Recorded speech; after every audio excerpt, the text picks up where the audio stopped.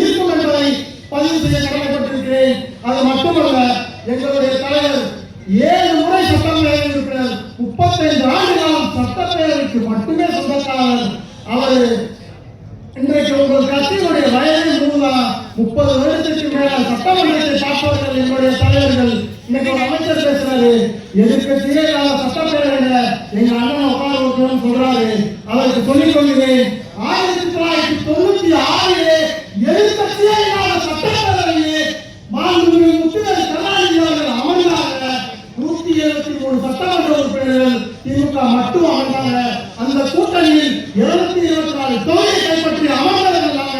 40 வெற்றியை பார்த்திருக்கோம், 2 தொகுதியில் வெற்றியை பார்த்திருக்கோம். மிகப்பெரிய தோல்வியை சந்தித்த கட்சி, மிகப்பெரிய வெற்றியை பார்த்த கட்சி தமிழ்நாட்டிலே திராவிட முன்னேற்ற கழகம் மட்டும்தான் என்பதை உங்களுக்கு சொல்லிக்கிறேன். நீங்க செலிபிரேஷன் போட்டு இருக்கீங்க, கொஞ்ச நாள் இருங்க.